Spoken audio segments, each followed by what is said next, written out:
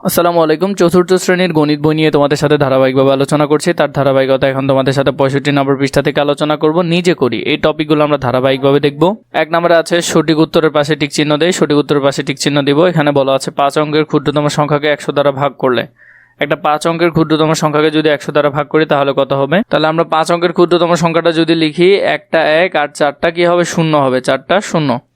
100 দিয়ে ভাগ করতে বলেছে, 100 দিয়ে যদি ভাগ করো সহজে করা যায়, 2টা 0 কাটা, তাহলে বাকিটা লিখে দিতে হবে এদিকে। 100কে 100 দিয়ে গুণ করলে বরাবর কত হয়? 10,000ই হয়। তাহলে এখানে নিচে থাকবে 0, তাহলে এখানে হলো কত? 100। তাহলে যদি করো তাহলে উত্তর আসবে 100। 6573কে 100 দ্বারা যদি ভাগ করো তাহলে কত হবে? 100 দ্বারা যদি ভাগ করো তাহলে ভাগশেষ কত হবে? মনে রাখবে এখানে 2টা 0, তাই এই 2 ঘরই ভাগশেষ হবে, তাহলে উত্তর হবে 73।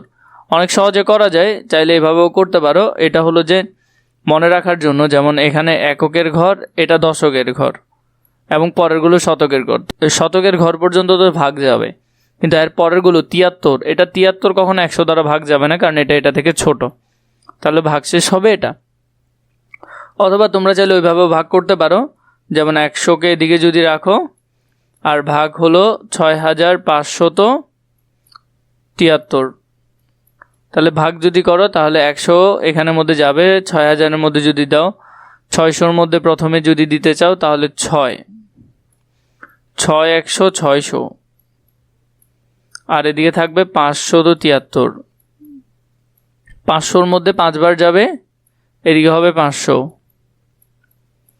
নিচে কত থেকে যাবে? 73 থেকে যাবে। এই 73টাই উত্তর এখানে। আমরা যদি এখানে 3 নাম্বারটা দেখি, একটি গাণিতিক সমস্যায় ভাজ্য ও ভাজক সমান হলে ভাগফল কত হবে? ধরো 5কে 5 দিয়ে ভাগ করতে হবে, তাহলে তোমার এখানে ভাগফল কত হবে? 5কে 5 দিয়ে ভাগ করলে 5 একে 5, তাই না? তুমি যাকে একেবারে সমান সমান দিয়ে ভাগ করলে শেষে কত থেকে যাবে? 1 থেকে যাবে, তাহলে উত্তর হবে 1। এরপর এখানে হলো 625, এটাকে কত দিয়ে ভাগ করলে 25 হবে? 25টা দেখো এখানে ভাগাকার আছে, এটা ওইদিকে গেলে গুণাকারে, তাহলে গুণাকারে, এটা গুণাকার আছে, এদিকে আসলে ভাগাকারে, তাহলে এটা যদি এদিকে ভাগাকারে আসে, 625কে 25 দিয়ে ভাগ করলে কত হয়? 625কে 25 দিয়ে ভাগ করলে কত হবে? 25ই হবে। তাহলে 625কে 25 দিয়ে ভাগ করলে উত্তর হবে কত? 25। উত্তর হবে এটা। 5, নিঃশেষে বিভাজ্যের ক্ষেত্রে ভাগশেষ কত হয়? নিঃশেষে বিভাজ্যের ক্ষেত্রে ভাগশেষ সবসময় কত হবে? 0 হবে। 6 নম্বরে ভাগফল 5, ভাজক ভাগফলের 5 গুণ হলে ভাজ্য কত হবে? তাহলে এটার উত্তর হবে কত? 225। উত্তর হবে 225। কিভাবে? আমরা যদি দেখি, ভাগফল 5, ভাজক ভাগফলের 5 গুণ, তো 5 গুণ মানে 25, তোমার কত আসলো? 25। আর কতকে 25 দিয়ে যদি তুমি ভাগ করো তোমার উত্তর 5 আসবে। 125কে তুমি যদি 5 দিয়ে ভাগ করো তাহলে তোমার উত্তর কত আসবে? 5 আসবে, তাহলে উত্তর হলো 125। 7 নম্বরে 340কে কোন সংখ্যা দিয়ে ভাগ করলে ভাগফল 17 হবে? 340কে কোনটা দিয়ে ভাগ করলে? আমরা যদি এখানে অনেকগুলো দেখতে পারতেছি, প্রথমে করি 340 ভাগ 2 170, তাহলে এটা হবে না। 340 ভাগ 17, এটা ভাগফল কত আসতেছে? 20 আসতেছে, তাহলে এটাও হবে না। 340 ভাগ 20, তাহলে 17। তাহলে 340কে যদি 20 দিয়ে ভাগ করা হয় তাহলে ভাগফল কত আসবে? 17 আসবে। 2 বলেছে ভাগশেষ না থাকলে ভাজ্য নির্ণয় সূত্র কি? ভাগশেষ যদি না থাকে তাহলে সূত্র কি? তাহলে সূত্র হলো ভাজ্য সমান সমান ভাজ্য সমান সমান ভাগফল গুণ ভাজক, এটা হলো উত্তর। তাহলে উত্তরটা এখান থেকে দেখে নিবে। এরপরে 2 নম্বরে 240কে কোন সংখ্যা দিয়ে ভাগ করলে ভাগফল 12 হবে? 240কে ভাজ্য যদি 240 হয়, ভাগফল যদি 12 হয়, ভাজক কত? তাহলে আমরা এখান থেকে সূত্র অনুসারে বোঝাতে পারবো, ভাজক সমান সমান ভাজ্য ভাগ ভাগফল।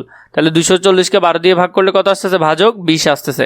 এবার 3 নাম্বার 500 টাকার একটি নোট দিয়ে 25 টাকা মূল্যের কয়টি রং পেন্সিল কেনা যাবে? 500 টাকার একটি নোট দিয়ে 25 টাকা মূল্যের, তাহলে 500কে যদি 25 দিয়ে ভাগ করা হয়, 500কে যদি 25 দিয়ে ভাগ করা হয় তাহলে ভাগফল সমান সমান ভাজ্য ভাগ ভাজক। তাহলে আমরা সূত্র অনুসারে বসালাম, ভাগফল সমান সমান 500 ভাগ 25, তাহলে উত্তর হলো 20। তাহলে কয়টা পেন্সিল কেনা যাবে? 20টা পেন্সিল কেনা যাবে। 4 নম্বরে বলেছে একটি বক্সে 20টি পুশপিন থাকলে 400টি পুশপিনের জন্য কয়টি বাক্স লাগবে? 400কে যদি 20 দিয়ে ভাগ করা হয় তাহলেই আমরা উত্তর পাবো। তাহলে এখানের মধ্যে আমরা লিখলাম ভাজ্য 400 ভাজক 20 ভাগফল এত। তাহলে ভাগফলের সূত্র হলো যে কি ভাজ্য ভাগ ভাজক। তাহলে ভাগফল সমান সমান 400 ভাগ 20, তাহলে উত্তর হবে কত 20।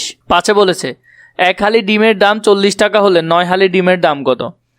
1 হালি ডিমের দাম 40 টাকা, 9 হালি ডিমের দাম, তাহলে 1 হালি ডিমের দাম 40, তাহলে একটি ডিমের দাম হবে আমরা ভাগ করলে কত টাকা 40 টাকা হবে, এবং 9টি ডিমের দাম, এটা উপরে 40 হবে নিচে 4 হবে, ভুল এসেছে এটা হবে উপরে 40 নিচে 4, তাহলে হলো 10 টাকা। একটা ডিমের দাম 10 টাকা, তাহলে 9টা ডিমের দাম হবে 10 গুণ 9 সমান 90 টাকা।